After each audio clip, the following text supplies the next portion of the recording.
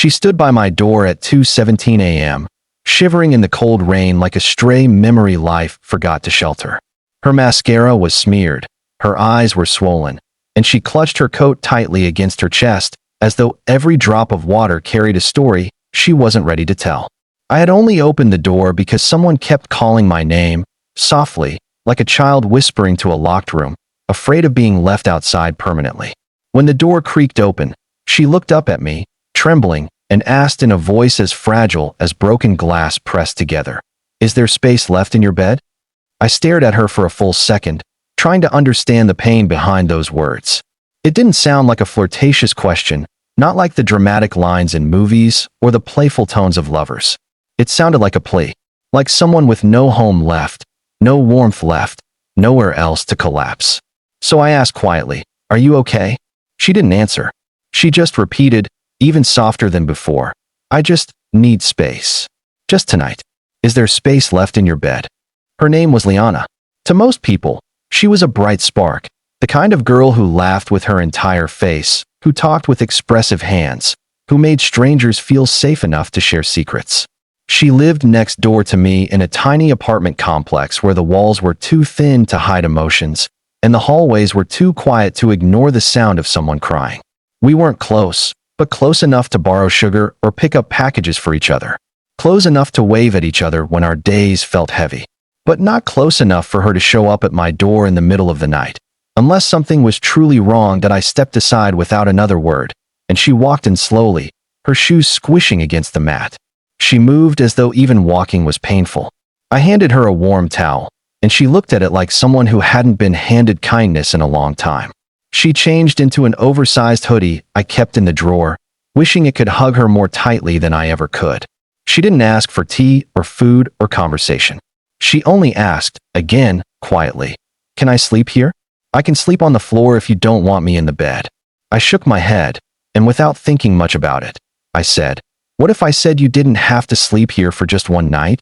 What if you said you wanted to stay forever?" I regretted it immediately, thinking I had said something stupid, something too intimate for someone who looked like she was breaking. But surprisingly, she didn't flinch or frown. She just stared at me for a few long seconds, her eyes filling with tears that she didn't let fall. Then she nodded once, brushed her hair behind her ear, and whispered, "I don't know how long forever is, but tonight feels like the first second of it." She fell asleep on my bed like a child finally reaching safety. I slept on the floor beside her, listening to her breathing slow, listening to the rain outside press against the windows like it was trying to come inside too. To be morning, sunlight spilled across the room, and she woke before I did. She sat at the edge of the bed, looking around slowly, taking in every object like life was suddenly fragile and worth memorizing.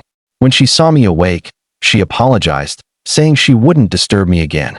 She didn't tell me where she came from or why she was crying. She only thanked me like a person who wasn't used to kindness anymore. And yet, I didn't want her to leave. "Do you want breakfast?" I asked. She hesitated. "I don't want to be a burden." "You're not," I said. She stayed. She ate. She smiled once, a fragile, recovering smile. And then she left with a quiet promise. "If I ever knock again, I hope you'll still open the door." I said, "Even if you never knock, the door will always open for you." She left, and life continued, but something had changed. The hallway didn't feel as empty anymore. The sky seemed less gray.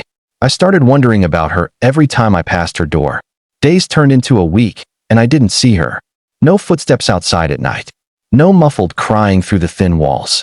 Only silence. The silence worried me more than the crying ever did. Then on a Thursday evening, I heard voices, shouting, crashing, a slamming door. I rushed outside and found her sitting on the floor of the hallway, hugging her knees as someone left in a furious storm of words I couldn't fully hear. She didn't look up when she noticed me. She didn't speak. She just whispered over and over, "Why can't I ever be enough for anyone?" I sat beside her, not touching her, but close enough for her to feel my presence.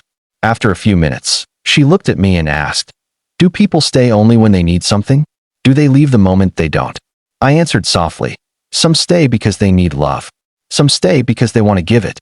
And some stay because they've finally found someone who won't run away." She lifted her head slowly. "Which one are you?" "I'm still here," I said. "Doesn't that answer it?" She smiled again, the second fragile smile in a week. That night, she came into my apartment again. This time, she wasn't crying when she asked, "Is there space left in your bed?" And this time, my answer wasn't hesitant. I didn't ask questions. I didn't search for explanations.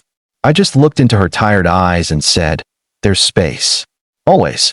We shared quiet nights, gentle mornings, and conversations that peeled back layers of pain she'd been carrying for years. We learned simple things about each other. She loved sleep but hated nightmares. She liked her coffee cold and her silence warm.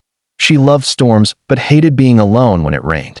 We learned that healing doesn't happen when someone fixes you, but when someone simply stays long enough for you to feel safe repairing yourself. But healing isn't easy. She had days where she didn't want to get out of bed, days when she flinched at sudden noises, days when she pulled away from affection because it terrified her more than neglect ever did. She struggled with trust, not because she didn't love being cared for, but because she didn't know how to accept care without expecting it to disappear. She had been abandoned too many times, broken down by people who only stayed long enough to ruin her confidence. The challenge wasn't her past. It was learning to believe that love doesn't leave just because life gets messy, that we argued sometimes. About dishes, about misunderstandings, about how she didn't want to take up space in someone else's life. I reminded her, again and again, "You're not taking up space. You're filling one." Slowly, the walls around her heart softened. She started laughing with her whole face again, the way she used to before the world hardened it. She started humming while making breakfast. She spoke dreams aloud instead of burying them. She even began to trust that maybe love didn't hurt by default. Months passed, and one evening as we lay under warm blankets, with rain tapping softly at the window, she turned toward me and asked in a calm, steady voice, "Is there still space left in your bed?" I smiled, brushing a strand of hair from her face. "What if you said you wanted to stay forever?" She didn't answer with fear this time. She didn't tremble or hesitate. She looked into my eyes like she was finally choosing something for herself. Something permanent. Something tender. "I don't want to leave," she whispered. "Not anymore. Not ever." And forever suddenly didn't sound like a long time. It sounded like home. Redheart, if this story touched your heart, tell us in the comments. Would you open your door for someone who needed love, even if they didn't ask for it clearly? Your thoughts make this family stronger. Speech balloon, drop a comment, share your feelings, and let others know they're not alone. Backhand index pointing right. Don't forget to like, subscribe, and support our channel. Be kind always, because sometimes kindness is the only place someone finds home. Dove Sparkles.